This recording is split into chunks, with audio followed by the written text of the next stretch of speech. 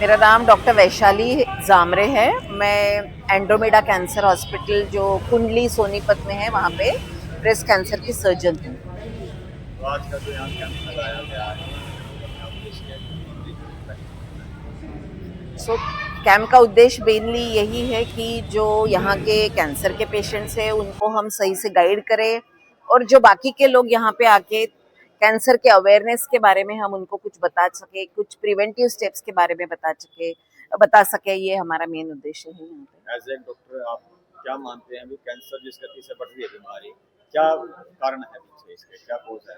सो cancer जो आपने जैसे सही कहा कि कैंसर काफ़ी तेज़ी से बढ़ रहा है हमारे पूरे देश में, और मेनली इसका कारण है हमारी लाइफस्टाइल।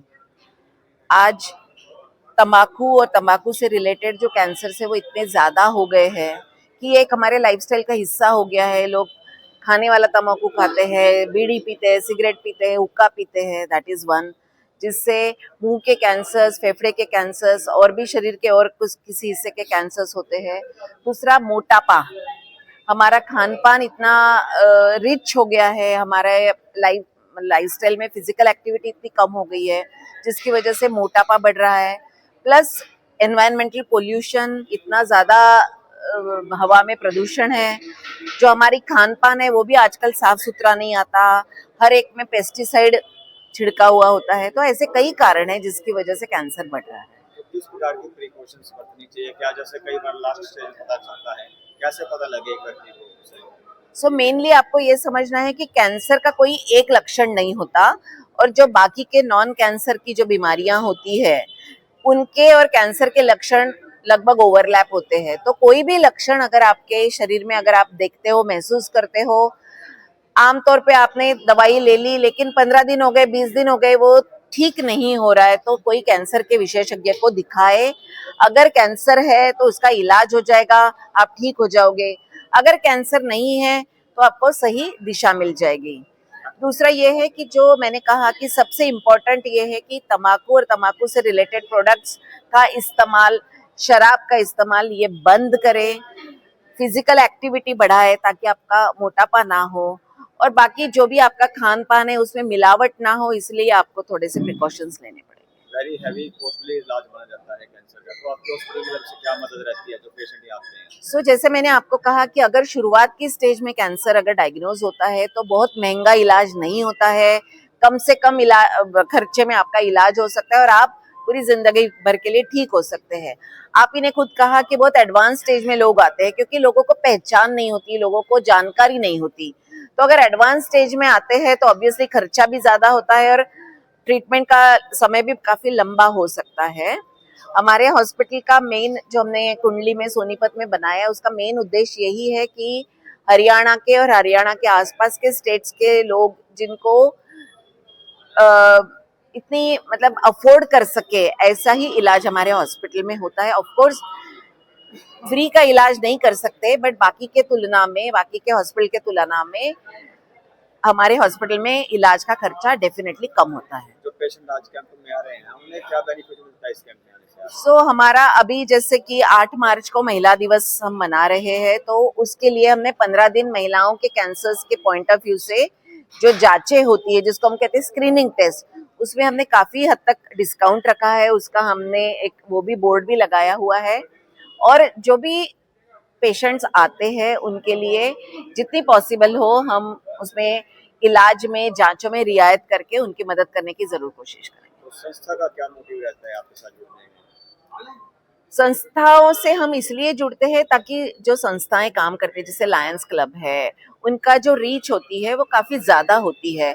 हम एक इंडिविजुअल पेशेंट के साथ तो जुड़ नहीं सकते हैं, बट अगर संस्थाओं के साथ अगर हम जुड़ते हैं तो ऑब्वियसली उस क्लब में ज्वाइन करने वाले जो लोग होते हैं उन तक हम पहुंच पाते हैं, उन तक कैंसर का अवेयरनेस हो सकता है, और हमारे हॉस्पिटल के बारे में भी हम उनको जानकारी दे सकते हैं। That is the main purpose of joining. Start करना चाहिए कि वो चेकअप करा लें। सो आज अगर मैं कैंसर्स, महिलाओं में होने वाले कैंसर्स की बात करूं तो दो मुख्य कैंसर्स होते हैं। एक होता है ब्रेस्ट का कैंसर यानी स्तनों का कैंसर, और दूसरा है बच्चेदानी के मुंह का कैंसर, सर्वाइकल कैंसर।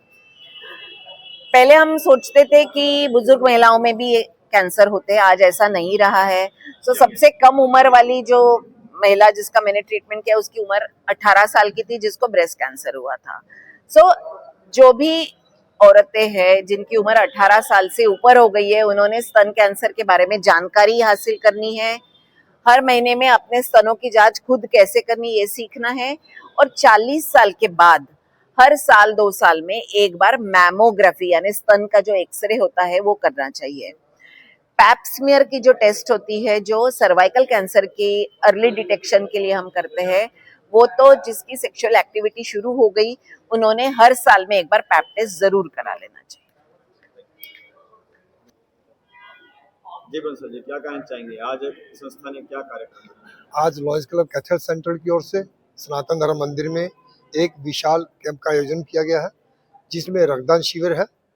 रक्तदाता को हम रजिस्टर्ड भी कर रहे हैं, आई डोनेशन के लिए भी है, और कुंडली से विशेष तौर पे पूरी कैंसर की एक्सपर्ट टीम कैथल में हमने बुलाई है कि जो लोग बाहर शहर से बाहर अपने चेकअप के लिए सलाह मशवरे के लिए नहीं जा सकते, उनको सभी सुविधाएं निःशुल्क अपने शहर में अवेलेबल हो रही है।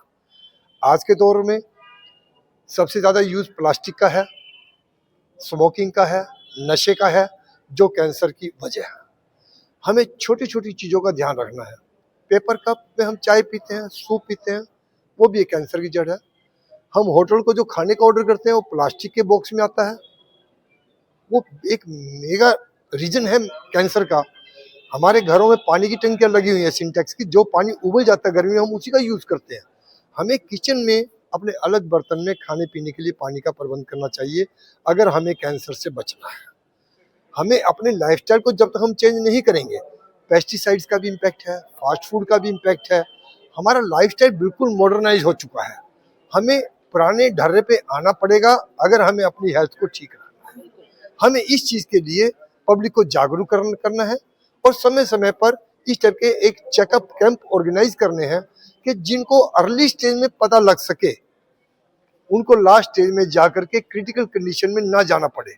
हमारा केवल यही प्रयास है। तो चेकअप में क्या क्या किया जाता है पहले ताकि? इसमें नॉर्मली जो है एक फिजिकल चेकअप के साथ हम पैप टेस्ट करते हैं, जो कैथल में सुविधा उपलब्ध है, और सर्जन से एमआरआई वगैरह के थ्रू हम रिपोर्ट घर बैठे भी प्रोवाइड कर लेते हैं।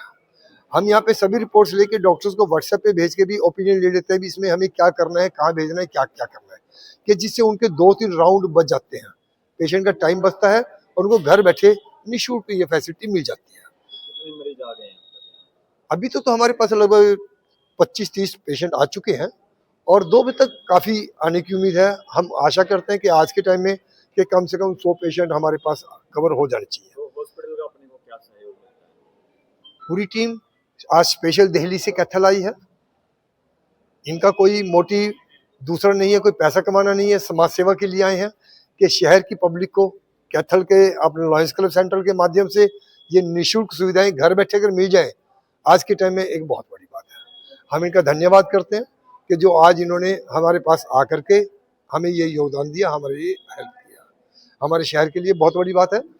दूसरा, हमारा एक और ट्रस्ट है, अश्विनी प्रवेश बंसल चैरिटेबल ट्रस्ट, जिसकी तरफ से हर 2 महीने के दूसरे शनिवार को सेक्टर 20 की मार्केट में हम सर्वाइकल कैंसर के लिए वैक्सीन डिस्काउंट के ऊपर लगा रहे हैं।